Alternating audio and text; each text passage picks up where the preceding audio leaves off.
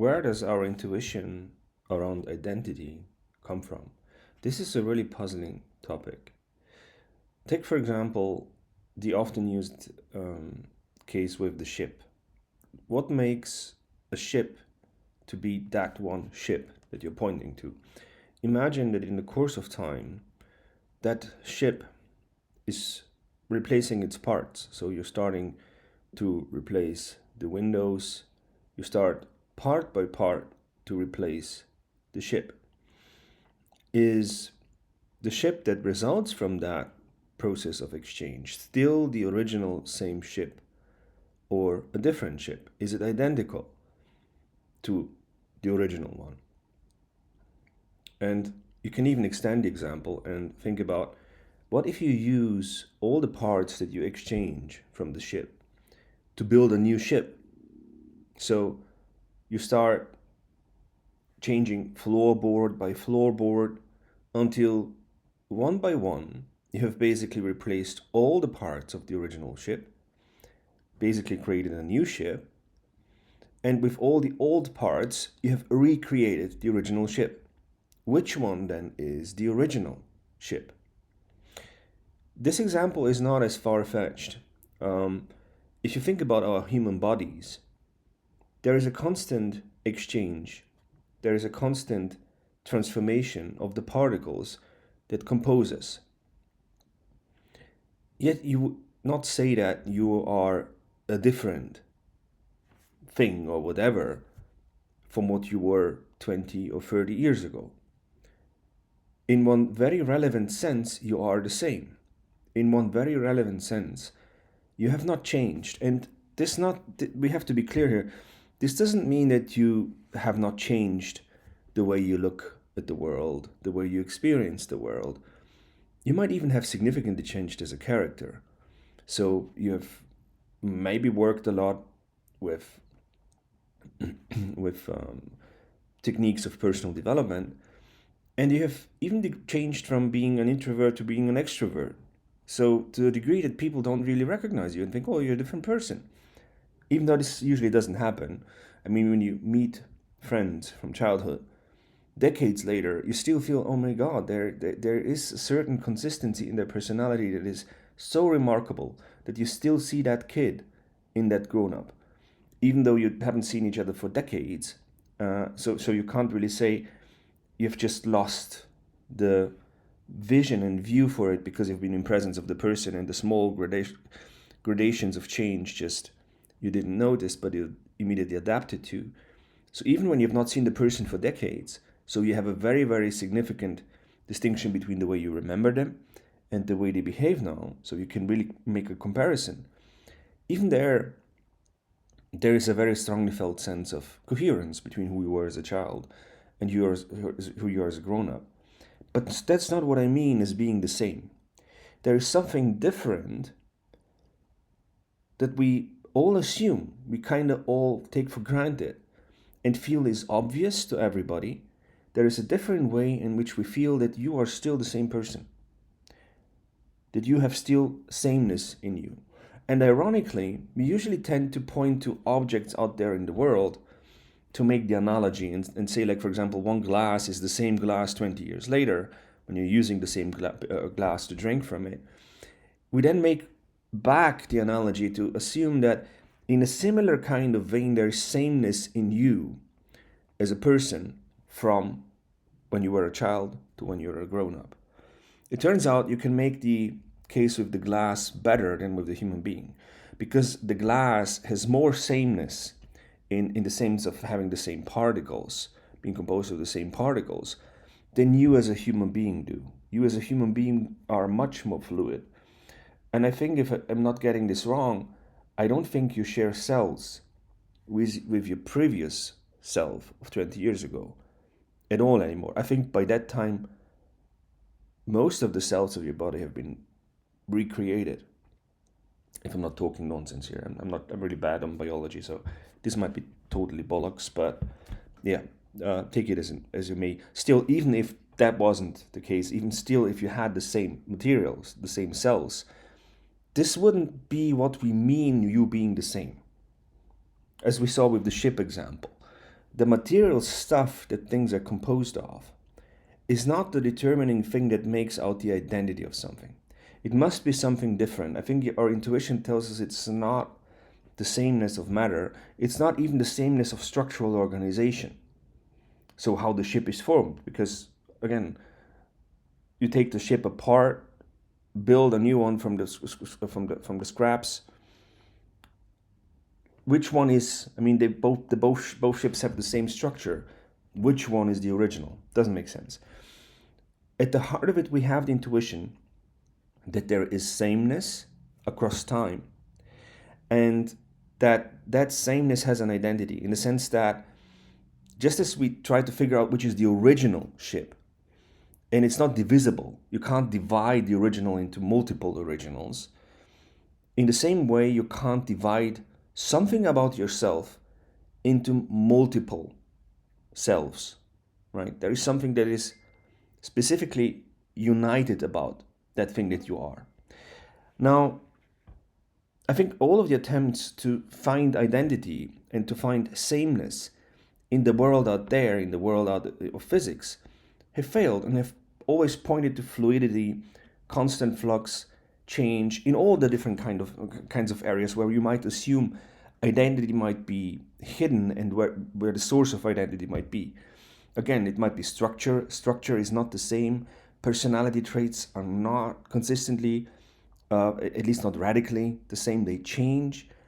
All of those areas, and even when you look at the subatomic level, you don't find anything stable, and yet we have a sense of stability. We have a sense of friction. We have a sense of solidity that is at the heart of things, supposedly. Even the idea of an atom assumes exactly that. It assumes that there is something about the atom which makes it to be what it is. It is at the core of it. It's like its kernel, if you want. It's something hard. It's something that you can't further separate into pieces. It's something that is unified, something that is solid, and something that is not just a matter of structure and just a matter of form, but it's something that's a matter of substance that is in there. Now, it turns out we didn't find something like that in the world out there. So how about we turn and flip the approach and look inside? And the interesting part is that the different spiritual traditions have been pointing out that there is something at the heart of consciousness, or at the heart of the subjective experience itself, which is very much like the thing that we are looking for and seeking out there in the physical world. It has those characteristics of being one. It is not really divisible. You can't really subdivide it into something smaller. It has the characteristic of being timeless, of standing outside of time and change. So being basically the same as it was 10 years ago, as it was 50 years ago. And it has the characteristic of being changeless, of being the same it was 50 years ago. And this is what is usually being described as formless awareness or formless consciousness, a sense of presence and being there, which is at the heart of all experience, which is in every single experience that you have, in every single observation that you make, whatever you perceive from the outside world, is always accompanied by that sense of it presents itself to that consciousness. It presents itself to that thing, that res cogitans, to put it in Cartesian terms, and this might freak people out, that thing, I mean in a very metaphorical sense, but the irony here is that that thing which is not a thing, some people call it actually nothingness, some people call it emptiness, that thing is constitutive of all the things that we see and seek to exist out there in the physical world. So when we flip the picture around, when we don't look for identity in the physical world, but when we look for, is there something that is similar to the basic properties that we usually ascribe to identity, but within our consciousness, we find that in pure awareness, in pure consciousness, or in emptiness. We find it in that. It is outside of time. This is something that mystics have been describing all the time. All the time. Oh my God. in Siddhartha, for example, this was one of my first books that I read, which kind of introduced me to Eastern thinking. One of the core passages is the realization that there is no time. What does it mean? I mean, it sounds absurd to everyday consciousness to claim that there is no time. Well, the bigger picture behind this form of mysticism, this form of thinking, is that pure consciousness itself is something that is outside of the flux of changing phenomena or changing experiences, and itself manifests as a sense and felt sense of timelessness, that there is something behind the flux of individual experiences. And as Augustine puts it, the flux of individual experiences, that extension is what we usually call time. This is the reality of time. So when we say about something to have a temporal dimension, what we mean is exactly that at the heart of it. And from that you can deduce physical time, what we usually define to be physical time, which you can measure in terms of structural change. So in terms of entropy, for example, in terms of how structural features of an object change in course of time. But more foundational than physical time is the experience of time. And the experience of time is nothing but the flux of our contents of consciousness. And to the Eastern thinking, and including to Western mystical traditions, that flux presents itself to something that is atemporal, something that is non-temporal itself. And this is not a theory, it's not an idea, but it is a very, very, very strong felt experience of timelessness. This is something that mystics all across the board have consistently been reporting. The experience that time is not real, it's not just a theory, but the experience that there is something that is atemporal in you. And that atemporal thing is present with you. It's always given with you. It's always there. And this is my personal interpretation here. I think is the ground and the source for why we are looking for identities and why we are looking for things in the world to begin with. And all of us are doing this. Of us are assuming ships out there in the world. We are assuming that one glass is the same glass 5 years later. And as we can show, it's not in the physical properties, it's not in the physical aspects of the glass, just as it's not in the physical properties of the human being, that identity that we're looking for. But that identity is something that is in consciousness itself, something that presents itself to us from moment to moment. And that identity we then seek out and project into the world of things. So nothingness, emptiness, actually, is the source for thingness, for things out there for us that we look at. And of course, none of the things that we see out there are like that. None of the things that we observe have that kind of identity that we experience from moment to moment to be at the heart of who we are. At the heart of who we are is not who we are as a personality type. That's not what determines a sense of identity from moment to moment. It's not even memories, as has often been claimed, the memories in the sense that you can remember who you were. I mean, usually theories are on personal identity, around what constitutes you as a person and having a personal sense of identity, focus around how you need specific empirical, if you want, facts about you to be right for you to feel like you have a personal sense of identity. For example, if you forget who you were, your sense of personal identity is significantly touched. If you forget who your close relatives are and who the significant others are, who constitute your social circle, then too your personal identity is significantly shaped by that, or it makes a difference to you. Or if you forget who you are in the sense of telling your narrative about yourself, if you just forget who you were as an empirical being, what did you do, what was your job, what was your social role, all of those things are relevant for personal identity, and that's true. But none of those things meet or catch the core of what we mean by I am the same person I was 50 years ago. None of those, neither your memories, nor your relationships to other people, nor your experiences, all of those experiences might have gone away for you. You might wake up blank and not know anything about your past. Still, you would have a sense of sameness.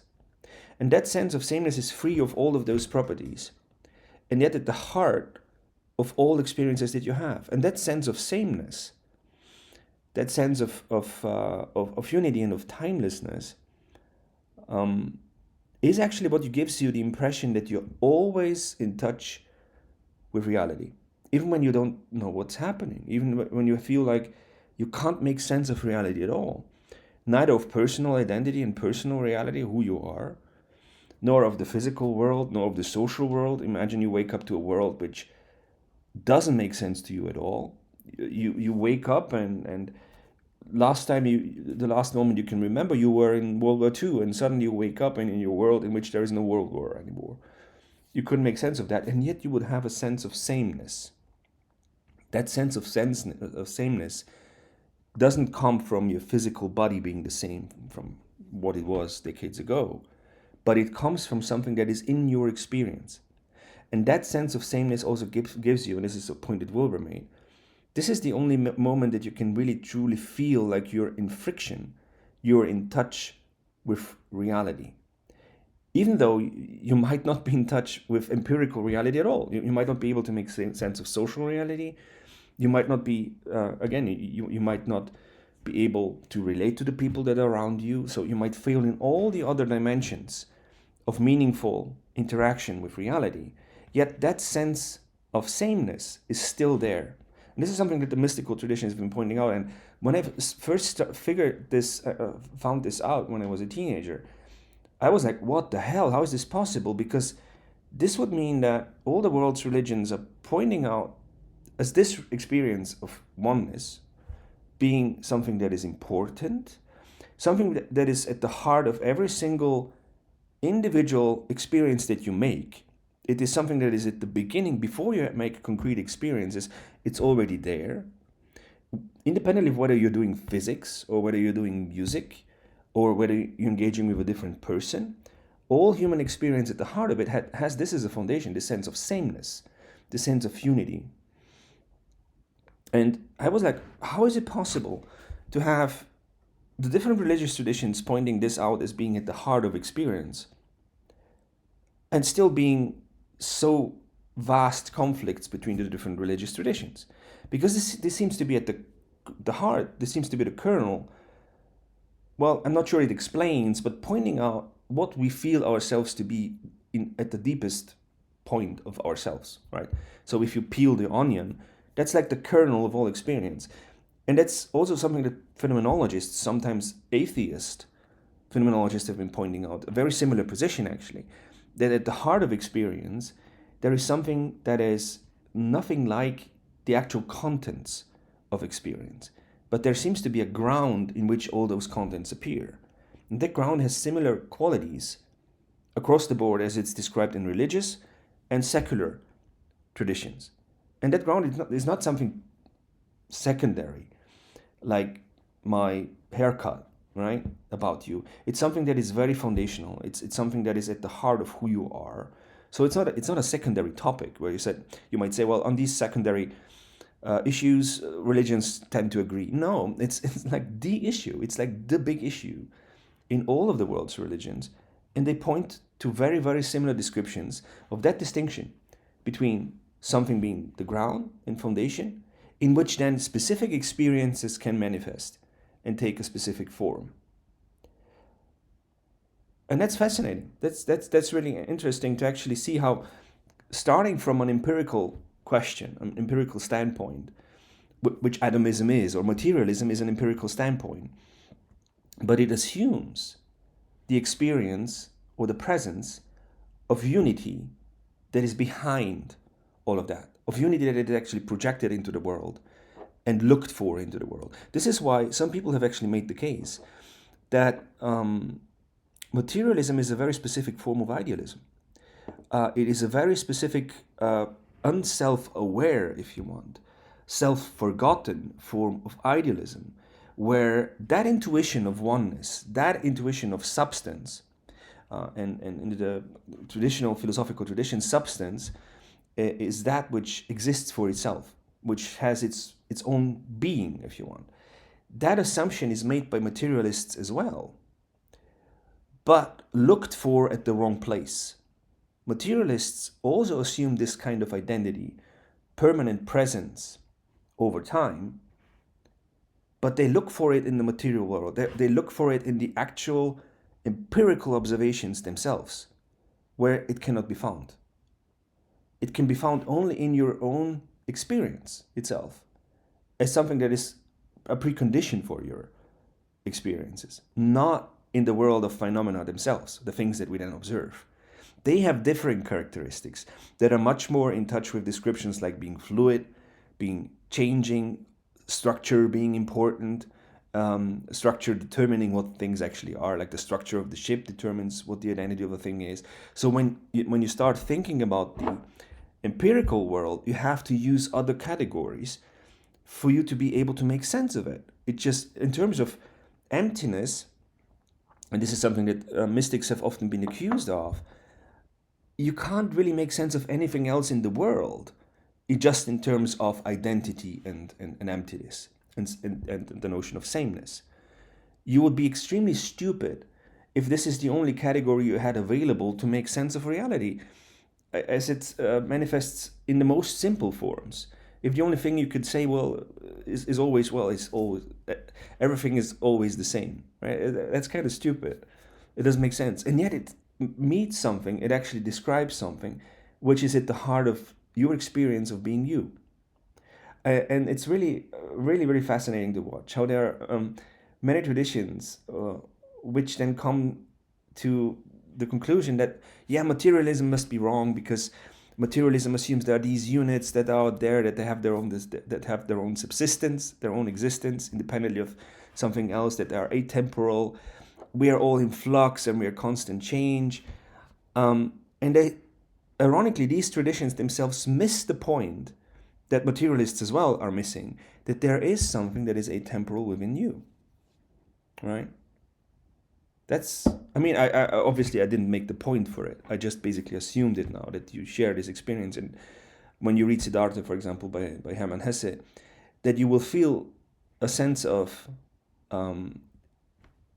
familiarity with what he's describing there. And there is a lot of literature, which people, or if you read Meister Eckhart, for example, where people just immediately resonate. So obviously I didn't induce that now in this talk. So I kind of assume that you already know it and maybe you have read the literature already. So it doesn't sound so foreign. Maybe you've read, for example, Ananda Kumaraswamy, however his name is pronounced, Time and Eternity, a wonderful book where he describes this experience of timelessness. So I can't do it in a poetical way as all of these authors can, but I can just point out to the single point that I've never actually heard anyone really make, that at the heart of the materialist quest for atoms might be exactly that experience of oneness, might be exactly that experience of presence and of being there, that they then look for in the material object, where it cannot be found. It's not in the phenomena itself. It's something that's behind and prior to the phenomena. And the fascinating part, again, is just the consensus of the big traditions, theist and atheist as well. I mean, many phenomenologists were atheists and agnostics, which is the stronger position even. And yet they came to very similar conclusions about the structure of experience, about what the different layers of experience actually look like, which is just by itself, I think, very, very fascinating. And you wouldn't come to this conclusion by just looking at the state of the world, where the big religions are in constant conflict with each other. And like the big thing that is happening now on social media is people are converting to Christianity and people are converting to the best religion. And the big thing is to point out how everybody else is wrong and how everybody else is just stupid. and how they finally found themselves in this new religion and new tradition that they're now embracing, and the conversions are happening. Like it's a big boom of conversions out there. Well, like when you look at the traditions themselves, they actually point out very similar structures of what supposedly human experience is like, and come to very, very similar descriptions. Now, of course, the way they embody it is very different, and they have a lot of significant differences. And the devil, of course, is in the details, and particularly also the personal way in which you live it, so the traditions themselves and the the whole the actual culture around them, of course, is very, very different, and of course, the emphasis is also very different. So those are relevant differences, and yet I think it's also worth to point out that there seems to be agreements, or at least enough overlap, when it comes to certain of the most central features of human experience.